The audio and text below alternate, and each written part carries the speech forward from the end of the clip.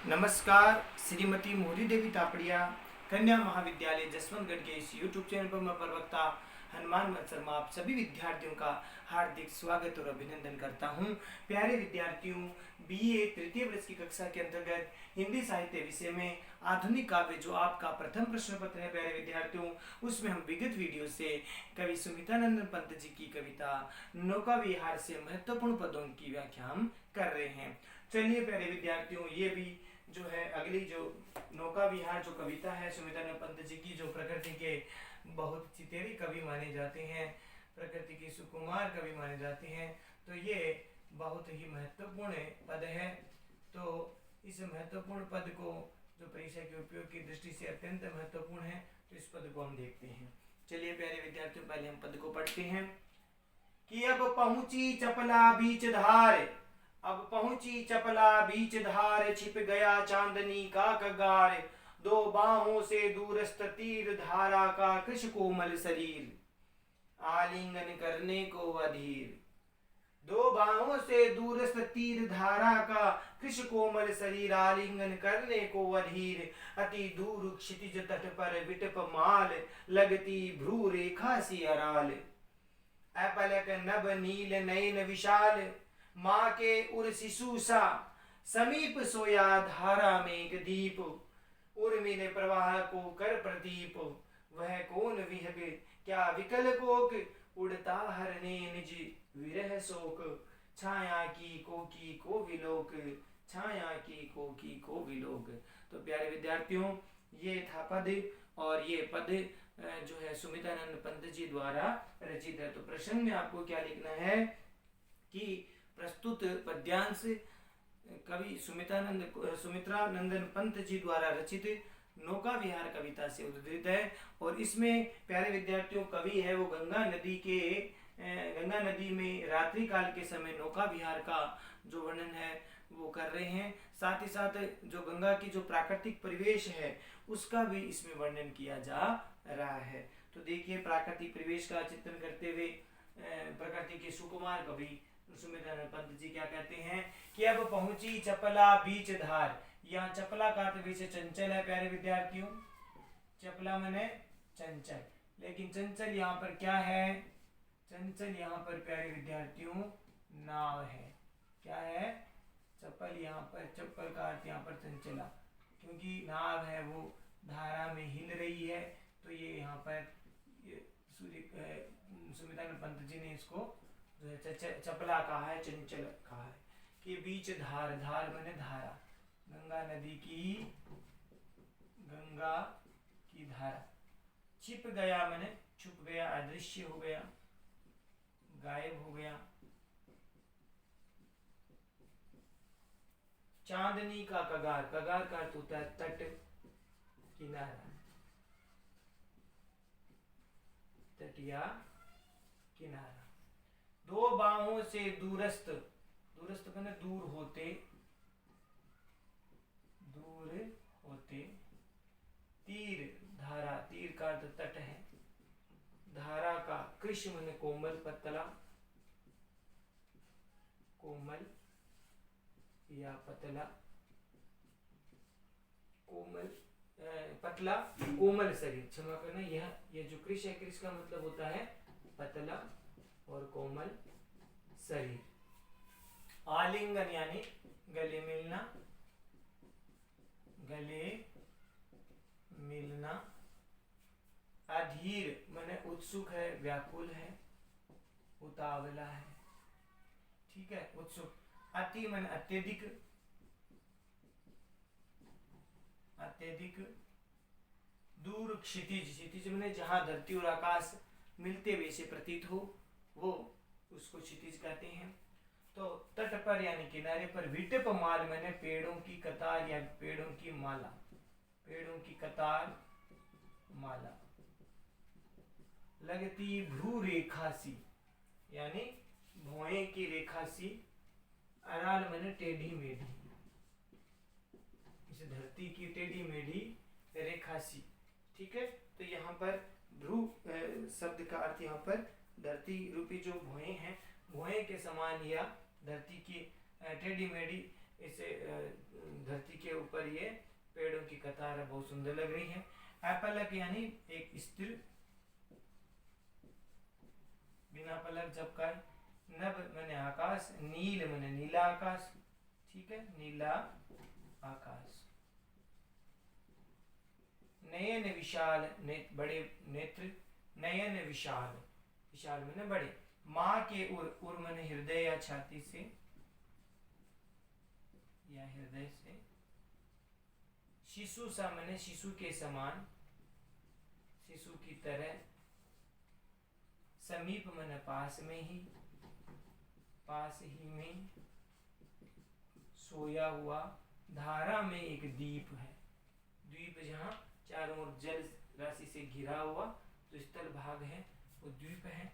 उर्मिल का मतलब तरंगों से युक्त, तरंगों या लहरों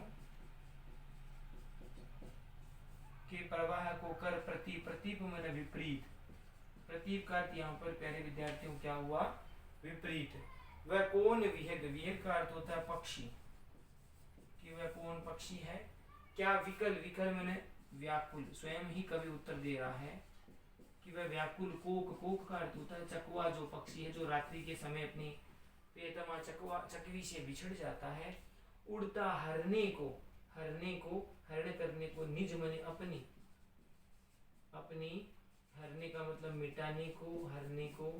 विरह सुख, विरह का दुख या विरह व्यथा का, विरह व्यथा को या विरह के दुख को मिटाने के लिए। छाया की कोकी, कोकी का अर्थ चकवी पक्षी, चक्रवाकी पक्षी जो होती है। विलोकी का अर्थ होता है देख करके। अब देखिए प्यारे विद्यार्थियों, इसका अर्थ हम देखते हैं। देखिए सुमित्रानंद पंत जी ने, तो आप प्रसंग में आप लिख के देंगे। प्रस्तुत पद्यांश कवि सुमित्रानंद पंत जी द्वारा रचित नौका विहार कविता से उद्धृत है और इसमें रात्रि काल के समय कवि द्वारा गंगा नदी के तट में जो नौका का विहार करने के साथ साथ प्राकृतिक परिवेश का चित्रण इसमें किया गया है। तो देखिए, अब पहुंची चपला बीच धार, छिप गया चांदनी का कगार। अर्थात अब जो नौका है वो जो है छोटी सी जो चंचल नाव है, यहाँ पर चपला इस नाव को बोला है प्यारे विद्यार्थियों। तो वह जो छोटी सी चपला जो नाव है वो है अब गंगा नदी की क्या है, धारा में बहने लगे, धारा के बीच में अब बहने लगी है। तो धारा के बीच में, गंगा नदी के धारा के बीच में, बीच धारा में वो पहुंच गई है। और छिप गया है चांदनी का कगार। और जब वह जो नाव है, जो कवि जिसमें बैठा हुआ है, वह नाव गंगा नदी के बीच धारा में पहुंच गई है। और जब वो धारा में पहुंच गई है तो उसके दोनों किनारे हैं वो धीरे धीरे चांदनी रात वह छिप गया चांदनी का कगार। अर्थात चांदनी जो रात्रि है उसकी जो चमक से उभरा हुआ जो किनारा है, चांदनी रात्रि से जो उभरा हुआ किनारा है, तट है, वो अब धीरे धीरे क्या हो गया है, छिप गया है, अदृश्य हो गया है, गायब हो गया है। तो ये आपको समझ में आ गया होगा। जैसे जैसे नाव है वो नदी की धारा के बीच में चली गई है तो जो किनारे हैं, वो जो किनारों पर जो चांदनी चमक रही थी वो धीरे धीरे अब अदृश्य हो रही है, अर्थात अब चांदनी दिखनी बंद हो गई। जो किनारों पर जो चांदनी दिख रही थी वो अब धीरे धीरे गायब हो गई है, अदृश्य हो गई है। दो बाहों से दूरस्थ तीर धारा का कृष्ण कोमल शरीर और आलिंगन करने को अधीर। देखिए प्यारे विद्यार्थी, यहाँ प्राकृतिक परिवेश का चित्रण करते हुए सुमित्रानंद पंत जी कहते हैं कि दो बाहों से दूरस्थ, दूरस्थ का मतलब यहाँ पर दूर होती हुई, तीर धारा मैंने, तीर मैंने किनारा, और इस धारा का जो कृष्ण मैंने पतला कोमल जो शरीर है।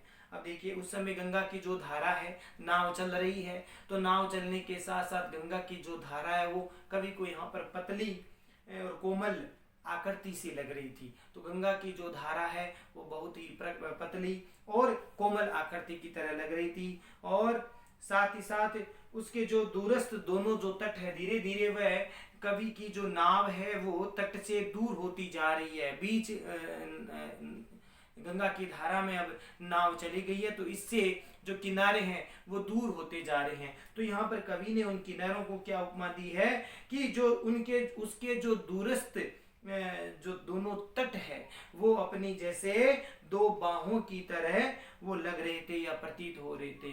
वो जो दोनों किनारे हैं, जिस किनारे को छोड़ करके जिस किनारे को छोड़ करके नाव आगे चली है बीच धारा में, तो वो जो किनारे, दोनों किनारे हैं, वो ऐसा लग रहे हैं जैसे कोई दो बाहें हैं। तो इस प्रकार से बाहों के रूप में यहाँ पर उपमित किया गया है दोनों तटों को। ओ आलिंगन करने को अधीर, और ये जो दोनों बाहें हैं, जो तट रूपी, यहाँ पर बाहों के को उपमा किससे किया गया, तट रूपी जो बाहें हैं, तट रूपी जो बाहें हैं, वो प्यारे विद्यार्थियों ऐसा लगता है जैसे मानो वे दोनों भुजाएं, वो दोनों बाहें आलिंगन करने को अर्थात गले मिलने के लिए अधीर हो रही है, उत्सुक हो रही है। आलिंगन करने को अधीर अर्थात वे दोनों तट रूपी जो बाहें हैं वो एक दूसरे को जैसे कोई गले मिलने के लिए क्या हो रही है, उतावली हो रही है, उत्सुक हो रही है। तो इस प्रकार से इसका अर्थ हुआ। आगे देखिए, अति दूर क्षितिज तट पर बिटप माल लगती भ्रू रेखा सी आराध। बहुत सुंदर पद है। देखिए इस पद में प्राकृतिक परिवेश का चिंतन करते हुए कवि यहाँ पर कह रहे हैं कि ऐसा लग रहा है गंगा नदी के, ये गंगा नदी है और इसके आसपास है वो छोटे छोटे पेड़ पौधे उगे हुए हैं। तो उन छोटे छोटे कतारबद्ध जो पेड़ है उनको कवि ने यहाँ पर किससे उपमित किया गया है, ऐसा लगता है जैसे कि धरती के ऊपर टेढ़े मेढ़े जो है वृक्षों की जो कतार है वो दूर क्षितिज तट पर, दूर दूर क्षितिज तट पर, यानी जहाँ धरती और आकाश मिलते हुए से प्रतीत होते हो, तो वहाँ ये जो पेड़ों की जो कतार है वो बहुत ही सुंदर लग रही है। तो इस प्रकार से यहाँ पर उपमित किया गया है प्यारे विद्यार्थियों कि अति दूर क्षितिज तट पर, यानी बहुत दूर क्षितिज के आसपास जो किनारे हैं वहां पर पेड़ों की जो कतारें हैं वो ऐसे टेढ़ी मेढ़ी भ्रू रेखा सी, यानी एक से यहाँ पर भुएं की तरह जो है धरती पर ये जो टेढ़ी मेढ़ी पेड़ जो उगे हुए हैं वो यहाँ पर उपमित किया गया है। इस धरती रूपी नायिका की वो टेढ़ी मेढ़ी भुएं हैं। तो इस प्रकार से धरती पर टेढ़ी मेढ़ी लकीर की तरह वो प्रतीत हो रही है। क्या, जो पेड़ों की जो तटों के क्षितिज के आसपास बहुत दूर जो क्षितिज पर जो तट है, किनारे हैं, वहां पर उगे हुए जो क्रमबद्ध या कतारबद्ध जो पेड़ हैं, वृक्ष हैं, वो उनको देख करके ऐसा कवि को प्रतीत होता है, ऐसी कल्पना कवि यहाँ पर करता है कि ऐसा लग रहा है जैसे कोई धरती रूपी नायिका की वो टेढ़ी मेढ़ी भुएं हो। इस प्रकार से लग रहे हैं। आगे देखिए प्यारे विद्यार्थियों, ऐपलक नभ नील नयन विशाल, माँ के उर शिशु सा समीप सोया, धारा मेघ दीप उर्मिल प्रवाह को कर प्रतीप।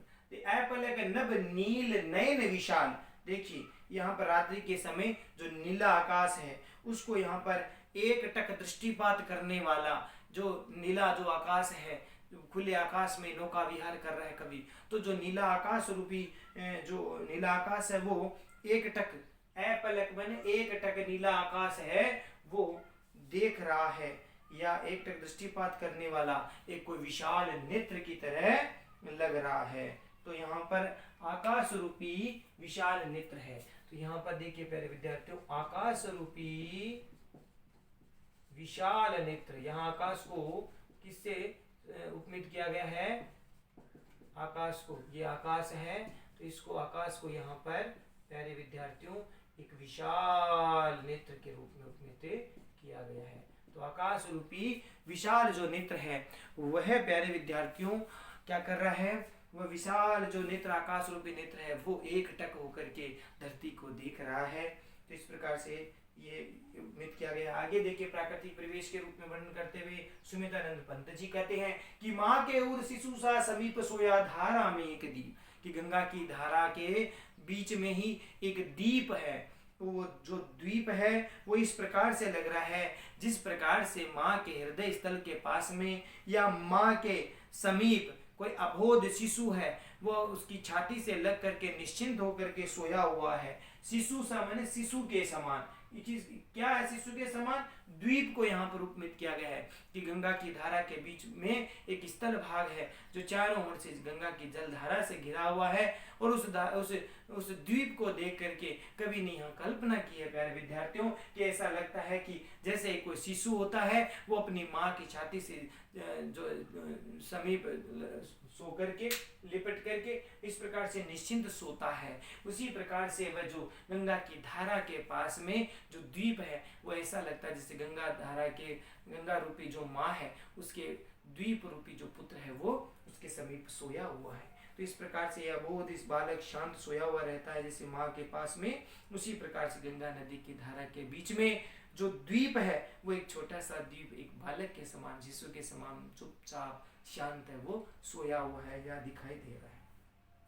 उर्मिल प्रवाह को कर प्रतीप, उर्मिल का मतलब होता है तरंगों या लहरों के प्रवाह को कर प्रतीप मैंने विपरीत करके। अब वो जो द्वीप है, जो गंगा की ये जो धारा है, इस गंगा की धारा नदी के तट पर एक थोड़ा सा उभरा हुआ जो भाग है, ये द्वीप है, मान लीजिए ये द्वीप है। यहाँ पर द्वीप को शिशु के समान माना है। तो ये जो द्वीप है वो गंगा की जो लहरें उठ रही है उस लहरों को विपरीत कर रहा है, यानी ये गंगा की लहरें तरंगित होती इसे द्वीप से टकराती है और पुनः द्वीप है वो उनको विपरीत कर देता है, यानी विपरीत उनको जो है तरंगित कर देता है। तो इस प्रकार से यहाँ पर ये बात आई है, ये सुमेधान पंत जी ने लिखा है कि उर्मिल प्रवाह को कर प्रतीप, यानी उर्मिल में लहरों या तरंगों के प्रवाह को कर मैंने करके, प्रतीप का मतलब विपरीत या विरुद्ध करके।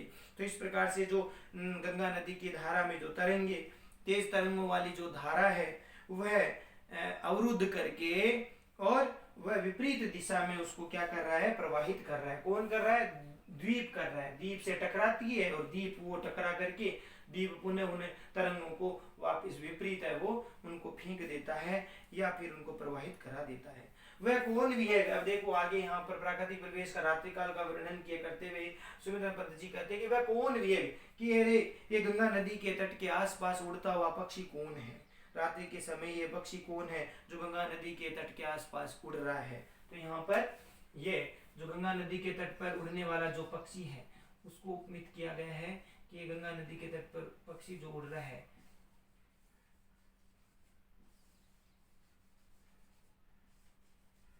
गंगा नदी के तट के आसपास जो पक्षी उड़ रहा है वह कौन है। फिर उत्तर देखो स्वयं कवि ही दे रहा है, क्या कहता है कि क्या विकल्पों, क्या वह जो उड़ता हरने को निज विरह सो, यानी वह जो पक्षी जो अपनी विरह वेदना को, विरह शोक को क्या करना चाहता है, हरता है, अर्थात मिटाता, अपने विरह वेदना पीड़ा को मिटाना चाहता है।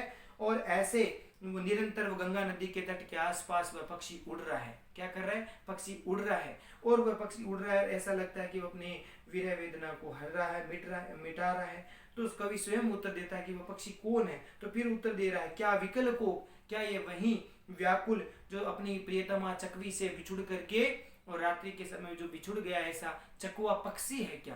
तो स्वयं उत्तर ही दे रहा है, क्या ये चकवा पक्षी है जो रात्रि के समय अपनी प्रियतमा जो चकवी है उससे बिछुड़ गया है, अब वह विरह वेदना में व्याकुल उड़ रहा है, भटक रहा है। फिर देखो छाया की कोकी को विलोक, कोकी का अर्थ यहाँ पर चकवी जो पक्षी है, तो छाया मैंने छाया को देखकर, उसकी परछाई को देख करके, विलोक मैंने देख करके, तो वह अंधेरे में जो चकवा जो पक्षी है वो अंधेरे में अपनी चकवी जो पक्षी है उसकी चकवी की काली छाया को देख करके क्या करता है और इधर उधर है वो वियोग में उड़ता रहता है। वो तो काली चकवी की काली छाया को देख करके भ्रमित हो जाता है और भ्रमित होकर के निरंतर इधर उधर उड़ता रहता है। तो इस प्रकार से ये प्यारे विद्यार्थियों यहाँ पर प्राकृतिक परिवेश का वर्णन यहाँ पर किया गया है। या इसमें ये दूसरे अर्थ में हम बात करें कि गंगा की जो धारा या प्रवाह है उसके मध्य ऐसा एक द्वीप है वो बन चुका है, तो उसके आसपास ये एक बहाव यहाँ पर वर्णन किया गया है। द्वीप को यहाँ पर शिशु के समान बता दिया और इसमें आकाश को एक विशाल नेत्र के समान बताया गया है और चकवा जो पक्षी है वो रात्रि के समय प्रिय के वियोग में निरंतर भटकता रहता है, इसका चित्रण इसमें किया गया है। विशेष वाले पॉइंट में आपको लिखना है प्यारे विद्यार्थियों, कवि ने रात्रि के समय जो पेड़ पौधे हैं, नदी तट है या चकवा जो पक्षी है, इसके साथ साथ उसकी स्थिति का जो यहाँ पर दृश्य बिंब है वो प्रस्तुत किया गया है। बड़ा आकर्षक बिंब यहाँ पर दृश्य बिंब को प्रस्तुत किया गया है, वो सुंदर आकर्षक ढंग से वर्णन किया है। और शिशु सा समीप लेटा या समीप सोया हुआ, ये जो पद लिखा है तो इसमें प्यारे विद्यार्थियों आपको पता होना चाहिए अलंकार है वो इसमें उपमा अलंकार है। कौन सा अलंकार होगा? उपमा अलंकार है। और प्यारे विद्यार्थियों इसमें रूपक अलंकार है, साथ ही साथ प्रकृति मानव की तरह कार्य कर रही है तो मानवीकरण अलंकार है। तो ये अलंकार हो गए उपमा अलंकार, रूपक अलंकार, मानवीकरण अलंकार और तत्सम तद्भव उत्प्रेक्षा अलंकार भी है। मानव यहाँ पर ऐसा कर रहा है तो उत्प्रेक्षा अलंकार भी है। तो उत्प्रेक्षा उपमा रूपक अलंकार का प्रयोग इसमें किया गया है। तत्सम तद्भव शब्दावली से युक्त रचना है। छायावादी शैली का प्रयोग किया गया है। बहुत सुंदर प्राकृतिक परिवेश का चित्र इसमें किया गया है। तो आशा करता हूँ प्यारे विद्यार्थियों, ये नौका विहार से ये सुमित्रानंद पंत जी की कविता का जो पद है आपको ठीक से समझ में आ गया होगा। तो इसको ठीक प्रकार से पढ़े, अर्थ ग्रहण इसको करें। तो प्यारे विद्यार्थियों, आज के लिए बस इतना ही। अगले वीडियो में पुनः उपस्थित होंगे सुमित्रानंद पंत जी की आगे की कविता या पद को लेकर के, जो कि आपकी परीक्षा के दृष्टि अत्यंत महत्वपूर्ण है, उसको लेंगे और उसको हम समझेंगे। तो प्यारे विद्यार्थियों, आज है वो इस पद को ठीक से समझे, इसका अर्थ ग्रहण करें, नोट्स बनाएं और इसको याद भी करें। चैनल को लाइक, शेयर और सब्सक्राइब करना ना भूलें। जय भारत, जय हिंदी। धन्यवाद विद्यार्थी।